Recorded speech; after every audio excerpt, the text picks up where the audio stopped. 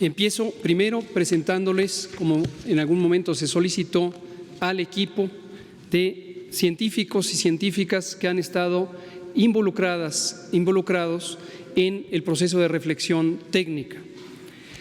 No puedo, por razones de tiempo, detallar a cada una de ellas, pero como se puede ilustrar, al frente de nuestro secretario de Salud, el doctor Jorge Carlos Alcocer Varela, hemos estado trabajando distintos procesos de reflexión, de planeación, de evaluación, de preparación para finalmente entrar en la respuesta que formalmente dimos por iniciada el 27 de febrero de 2020, cuando detectamos el primer caso.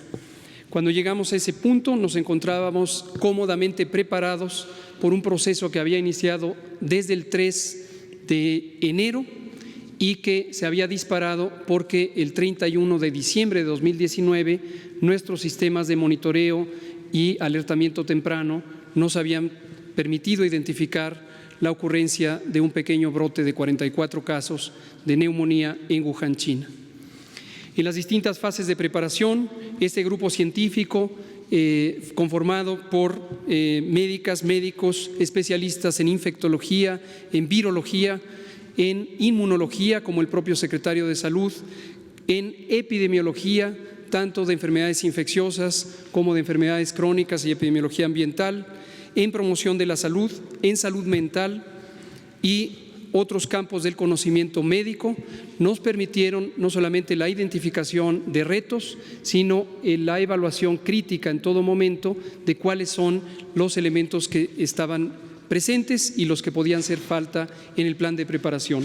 Como consecuencia de ello, pudimos construir un repertorio muy amplio de documentos guía, de lineamientos técnicos que se sintetizan o convergen en 3 documentos fundamentales: el lineamiento de vigilancia epidemiológica y diagnóstico por laboratorio, que ha tenido ya 5 revisiones de acuerdo al proceso de evolución de esta epidemia; el lineamiento de atención médica para todos los niveles de atención y la guía de los procesos de control de infecciones, que aplica no solamente para el ámbito concreto de salud, sino para todos los espacios públicos y privados que pueden existir en el país.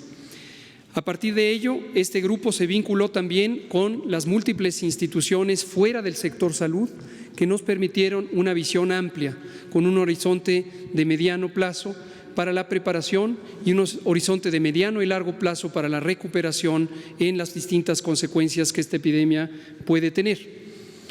Esto ha sido el proceso de construcción del aprovechamiento de las capacidades institucionales que México tiene y ha construido en varios años, pero también de la disposición de trabajar unidos y muy coordinados en todo el gobierno, con todos los órdenes de gobierno y con toda la sociedad. Hemos tenido innumerables encuentros y acuerdos, no solamente en el interior del gobierno y con los gobiernos estatales y los municipales, sino también involucrando a actores privados y sociales que han sido partícipes de este proceso de preparación. Esto involucra la continuidad de operaciones, la respuesta hospitalaria, el diagnóstico por laboratorio y varios otros elementos que sería muy largo de detallar. La siguiente. En el mapa global que presentamos todos los días y que elabora la Organización Mundial de la Salud con la información que proviene de los países, tanto de sus gobiernos como la constatación por fuentes indirectas de acuerdo a lo dispuesto por el Reglamento Sanitario Internacional, podemos ver o hemos podido ver la propagación de este virus, y esto fue lo que justificó que tempranamente la Organización Mundial de la Salud declarara esta como una emergencia de salud pública de interés internacional y posteriormente anunciara el carácter de pandemia, que no tiene otro significado técnico más que la propagación por una extensa porción del mundo. Actualmente prácticamente todos los estados nacionales tienen al menos un caso y hay zonas donde destacadamente existe la mayor transmisión. En su momento, en las primeras semanas, en enero y hasta la mitad de febrero, la región asiática, específicamente China y el sureste asiático, fueron el motor de la propagación. Posteriormente, la zona europea ha sido y lo es todavía el motor principal de la propagación, pero en los últimos 3 a 4 días la región de América es también ya un motor importante de propagación. A partir de ayer, la Organización Mundial de la Salud reconoció lo que nosotros hemos estado anunciando, por lo menos en los últimos 8 días, que es la existencia de transmisión comunitaria en México. Eso lo hemos explicado, para nosotros es la primera generación de transmisión que nos permite ver que los contagios de personas que provienen de otras partes del mundo pueden propagarse al interior del país, y al conservar la trazabilidad de estos casos, seguimos utilizando, como lo hemos hecho desde el inicio, la estrategia de contención centrada en las personas. Esta estrategia de contención nos ha permitido prolongar el tiempo antes de que pasáramos a la fase 2 y ha sido útil durante esa fase. Continuará durante algunas semanas en la medida en que tengamos la capacidad de identificar a los casos, podremos ponerlos en aislamiento, estudiar a sus contactos y seguir con ese mecanismo. Sin embargo, como comentaré en los próximos pocos minutos, ha llegado el momento donde podemos tener una mayor contribución con estrategias colectivas, estrategias masivas, que corresponden al capítulo técnico de mitigación comunitaria y nos van a permitir ser aún más eficientes en reducir la velocidad de propagación, contribuyendo al esfuerzo inicial centrado particularmente en la contención. En el siguiente diapositiva es también el informe específico del país, y lo que podemos ver son algunas características que me gustaría destacar. Lo primero, los números. Tenemos hasta ayer por la tarde 367 casos acumulados que han sido confirmados. Asimismo, 1.865 fueron en su momento estudiados como casos sospechosos. Se contribuyó a la contención en la medida en que se instrumentaron las medidas de aislamiento, pero también hoy sabemos que esos 1.865 han sido descartados. Continúan en estudio, y esta es una cifra variable de día a día, 826 que son estudiados cada día, con la posibilidad de que pudieran ser casos confirmados y el resultado de que lo sean o sean en su momento descartados. También quiero destacar que en la mayoría de los casos, como lo hemos explicado y como ha ocurrido en otros países, afortunadamente se trata de una enfermedad que se autocontrola por la respuesta inmune del organismo, y en un periodo de aproximadamente 7 a 10 días, máximo 14 días, desaparece espontáneamente. Esto ocurre en casi 90% de los casos. 9 de cada 10 no van a necesitar ninguna atención avanzada, no van a necesitar hospitalización, y su riesgo de complicaciones es significativamente bajo. Desafortunadamente, hasta 8 de cada 10 hasta 1 de cada 10 pueden tener, o 2 de cada 10 pueden tener una enfermedad que se prolongue y que requiera otro tipo de atención, con hospitalización, y en algunos grupos de la población puede haber incluso la necesidad de medicina crítica, de atención crítica en terapias intensivas. Estas son las personas que reiteradamente hemos destacado como de mayor vulnerabilidad en términos de salud, que requieren la mayor atención del Sistema Nacional de Salud, pero también de la sociedad, para poder prevenir que se compliquen, y en caso de que presenten alguna complicación directamente o indirectamente relacionada con la enfermedad COVID, puedan recibir atención oportuna y puedan restablecerse a la mayor posibilidad. Y el último elemento que señalo respecto a este informe es el mapa. Hemos identificado desde el principio, esto es predecible por los métodos epidemiológicos, que esta epidemia no se comporta en forma homogénea a lo largo del territorio nacional. Esto tiene que ver con muchísimas razones, pero fundamentalmente con la manera en que está agregada la población. En la región metropolitana del Valle de México tenemos la mayor concentración de población, y esperablemente vamos a tener no solamente la mayor número de casos, sino la mayor velocidad de propagación, seguida de las otras zonas urbanas y periurbanas en la región de Guadalajara, en la región de Monterrey y también en las zonas turísticas donde ingresó el virus en Quintana Roo. Esto lleva, por lo tanto, a que las medidas de salud pública necesarias para el control de la epidemia tengan que ser en todo momento racionalizadas. Racionalizadas quiere decir adecuadamente fundamentadas en la evidencia científica, en los métodos técnicamente demostrados y que puedan aplicarse en donde corresponde. Hemos destacado, y los acaba de señalar el presidente, que las medidas que no se amparan en ciencia empiezan a generar preocupación, caos y corren el riesgo de afectar no solamente la posibilidad de controlar efectivamente la epidemia, sino aspectos fundamentales de la sociedad, de la economía pública y también incluso de los derechos humanos. La restricción de movilidad puede ser una medida de salud pública, pero no debe utilizarse como una primera herramienta. Esta es una herramienta extrema que se reserva a las situaciones hipotéticas de que se perdiera la capacidad de control. Lejos estamos de ello, hemos podido seguir esta epidemia en cada una de sus fases y esto nos ha permitido trazar horizontes claros que nos han permitido que con una antelación de varias semanas podamos poner en práctica los recursos, las herramientas, el personal y los métodos necesarios para la contención y la mitigación. Declaro y reitero, las medidas extremas son parte del repertorio de salud pública, pero lejos estamos de necesitar medidas que vulneren la vida pública o que afecten a las garantías individuales. En la siguiente diapositiva quiero destacar dos elementos y estos los quiero destacar con un sentido de confianza y de optimismo en la enorme oportunidad que México ha tenido por no ser el país de origen de esta epidemia. Como todos sabemos, esta epidemia empezó con el año en la región asiática, específicamente en China, y como era esperable, se propagó a varios otros países.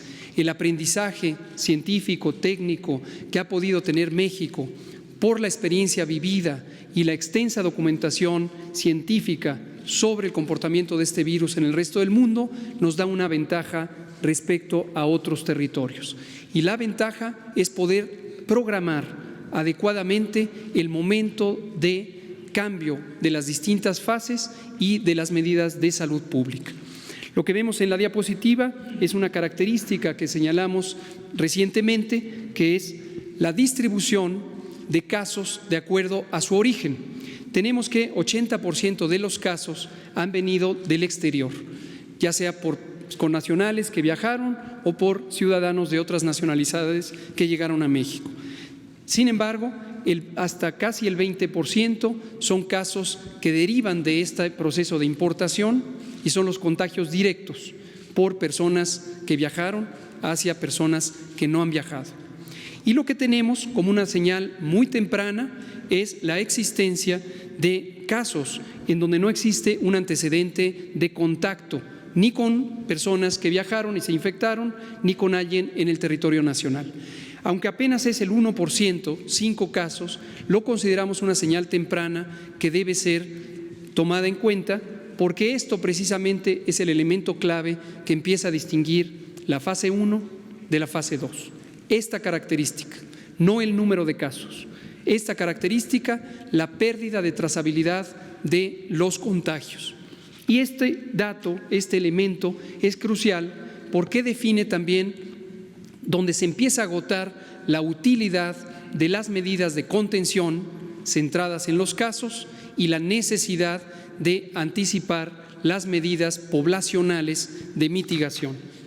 Ahora, en la siguiente diapositiva, y esto me gustaría también que lo tengan muy en cuenta, por eso lo hemos querido explicar cuando solamente era un elemento teórico, un elemento de proyección científica, a cuando empezó a ser un elemento de datos reales. En la gráfica lo que se muestran son curvas epidémicas de algunos de los países que al momento han sido más afectados: España, Italia, Francia, Alemania y Estados Unidos de América. Lo que vemos en todos esos países es lo que se puede esperar de una epidemia de rápida propagación.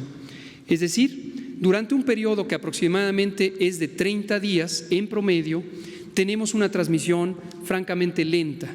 A partir del primer caso empieza a contarse este periodo y hasta durante 30 días se va encontrando que la suma de casos, pero particularmente los casos que se agregan cada día, se cuentan en menos de decenas, en muy pocos casos, hasta que se llega a un punto que técnicamente le llamamos punto de inflexión, pero que gráficamente, visualmente, todas y todos lo podemos identificar como este punto en donde se dobla la curva epidémica. La curva epidémica es la representación de los casos diarios que se pueden documentar.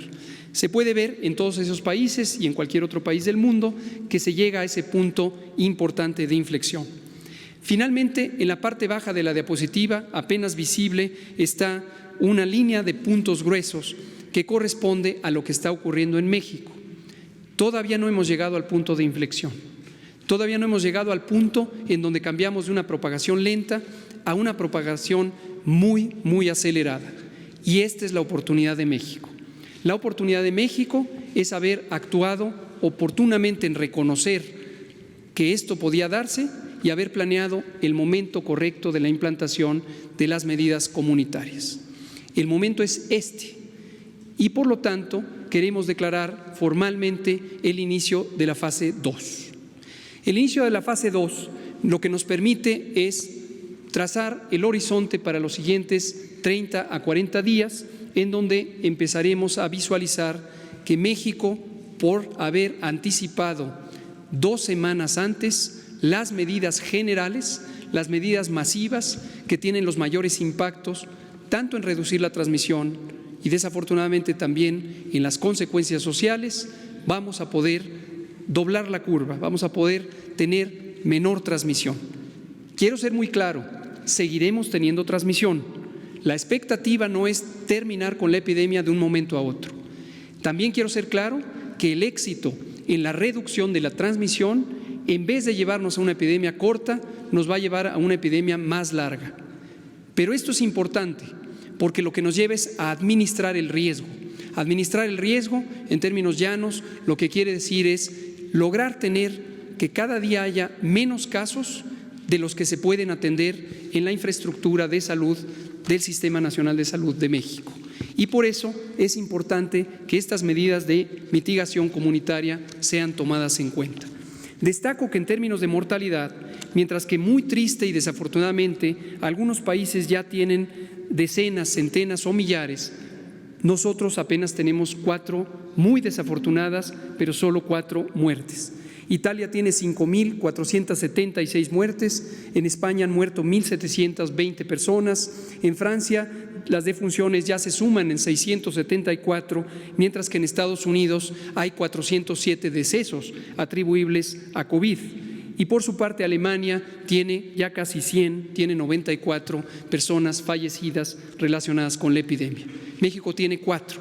México encuentra, por lo tanto, el área de oportunidad, la aprovecha y la usa con base en ciencia y con base en los métodos de la salud pública. Vamos a ver qué elementos se definen formalmente a partir del día de hoy y en términos de su soporte legal.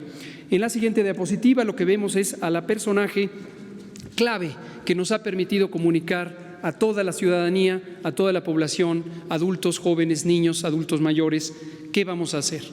La personaje es su sana distancia. Su sana distancia lo que nos permite es trazar un círculo, un radio de más de 1.5 metros, que es la distancia necesaria para evitar el contagio en forma individual. Si nos mantenemos en una sana distancia, vamos a poder alejarnos de la fuente de propagación, que es la vía respiratoria de aquellas personas infectadas. Esto lo podemos hacer y lo debemos hacer en forma individual, quedándonos en casa, manteniéndonos a sana distancia. Pero también tenemos la Jornada Nacional de Sana Distancia. En la siguiente diapositiva resumimos las intervenciones masivas que la sociedad puede y debe tener para lograr la reducción de la transmisión de este virus. En primer lugar, proteger y cuidar a las personas adultas mayores y otros grupos de mayor riesgo. Como ya hemos dicho, las personas mayores a 65 años tienen un riesgo cada vez más grande conforme tienen mayor edad para complicarse o incluso para morir. Hay que estar muy al pendiente, no solamente ellas mismas, sino también su familia, su comunidad, la sociedad en su conjunto y desde luego el gobierno. Tenemos que cuidar a nuestros adultos mayores. Son la memoria histórica de nuestra patria y no podemos permitirnos que por omisiones les dejemos caer en una situación de adversidad. Lo segundo es suspender las clases en todo el sistema educativo nacional. Esto ya desde ayer, 23 de marzo y hasta el 19 de abril. Aprovechando las 2 semanas de vacaciones ya programadas, agregamos otras 2 y tenemos un mes completo de sana distancia en todo el sistema educativo nacional. Asimismo, hemos definido suspender temporalmente, por las mismas fechas, eventos y reuniones de concentración de 100 personas o más. Hemos puesto un límite razonablemente bajo para este límite crítico de concentración.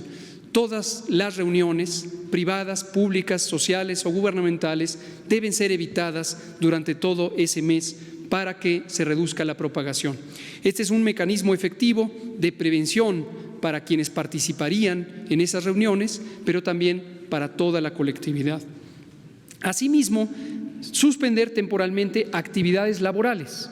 ¿Pero cuáles? Aquellas que impliquen la movilización de personas de sus domicilios al trabajo y de regreso, o que estén llevando a la movilización en el espacio público. Esto en todos los sectores de la sociedad, el público, el privado y el social. Ahora, aquí es muy importante. Las instituciones, las organizaciones privadas y sociales no pueden parar, porque de ellas dependemos todos y todas en este país. La producción de alimentos, la logística básica, los servicios dependen de todas estas organizaciones. Entonces, conjuntamente con esta medida de suspender las actividades laborales que impliquen la movilización o reunión de personas, se ha solicitado que todas las organizaciones, dependencias y entidades pongan en práctica sus planes de continuidad de operaciones para garantizar el funcionamiento y el logro de la misión fundamental de ellas y además los derechos tanto de los trabajadores y las trabajadoras como de las personas usuarias de sus servicios. Por último, pero no menos importante, continuar en una acción más intensiva y dedicada las distintas medidas de higiene básica, higiene pública e higiene individual, el lavado continuo de manos con agua y jabón, y si no hay agua y jabón, con sustancias antisépticas. El proteger el estornudo tapando nariz y boca con el antebrazo. ¡Achú! Y también que quien esté con síntomas se quede en casa, se quede en casa toda persona que pudiera tener síntomas y que no tenga riesgo de complicarse, que es la gran mayoría, que se quede en casa por 15 días para que no transmita a otros. Ahora bien, enfatizamos, si se es un adulto mayor, una mujer embarazada o una persona con enfermedades crónicas, en particular diabetes, hipertensión, obesidad y enfermedad pulmonar o cardíaca, así como enfermedad renal o cualquier causa de supresión del sistema inmune, no esperar. Hay que acudir a evaluación médica para prevenir las complicaciones. Por último, y anticipándonos a la siguiente fase, que también vendrá, que es la fase 3, en donde pudiera existir transmisión generalizada, es la fase en donde nuestro Sistema Nacional de Salud va a tener retos importantes. Pero esos retos se pueden solventar si el sistema está organizado, si el sistema mantiene alta la moral. Y aquí quiero aprovechar para agradecer a nombre de todas y todos el dedicado trabajo de todo el personal de salud. Médicas, médicos, enfermeras, enfermeros, psicólogas, psicólogos, el personal de apoyo, trabajadoras sociales, todo el personal que representa el Sistema Nacional de Salud. Es una comunidad valiente, es una comunidad heroica que ha solventado muchísimas adversidades en el día a día y también en etapas críticas como esta. La solidaridad, el compromiso, la responsabilidad profesional de todo el personal de salud en este momento es fundamental. No podemos entrar en ninguna clase de discordia o en alguna clase de distanciamiento emocional y distanciamiento de comunicación. Todo el Sistema Nacional de Salud tiene que estar presto y atento para responder a este reto. ¿Cuánto tenemos en infraestructura? Tenemos lo que se ve en esta diapositiva, tenemos una capacidad sólida. tenemos una capacidad amplia, organizándonos de una manera solidaria y generosa entre todas las instituciones del sector salud, las dependencias civiles y militares, podemos tener una capacidad suficiente. Solamente la infraestructura dedicada específicamente a COVID, que no es toda la infraestructura, nos permite tener unidades de terapia intensiva, camas hospitalarias, ventiladores mecánicos, monitores, oxímetros, rayos X portátiles, etcétera, etcétera, todo el equipamiento que cuidadosamente fue seleccionado como relevante para enfrentar a COVID. Esta es solo la capacidad básica instalada, apropiadamente puesta al servicio de la respuesta a esta epidemia. En pocos minutos presentarán las instituciones militares de nuestro país, por supuesto también heroicas, el plan de apoyo a la población civil. Cierro diciendo, médicas, médicos, personal de salud en general han sido considerados como no solamente indispensables, sino también como una comunidad a la que se le abren las puertas para robustecer nuestro sistema. Desde que se estableció el Instituto de Salud para el Bienestar, se estableció una convocatoria para contratar a personal de salud general y especializado. Hoy reiteramos que la convocatoria sigue abierta. Ya de los 43,000 personas contempladas por contratar, ya hemos completado más de 1,200 personas. Sin embargo, en este momento necesitamos acelerar el proceso de reclutamiento, por lo que invitamos a personal de salud de las distintas especialidades señaladas en la imagen a que atienda la convocatoria y se comprometa con el futuro de este país, siendo una persona que ayude a enfrentar la epidemia. La convocatoria está abierta, los datos son disponibles.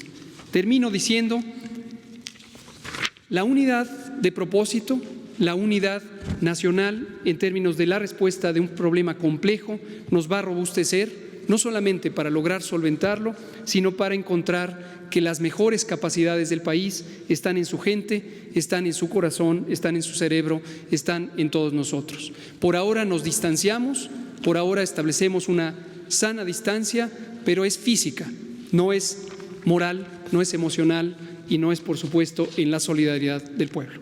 Gracias. Gobierno de México.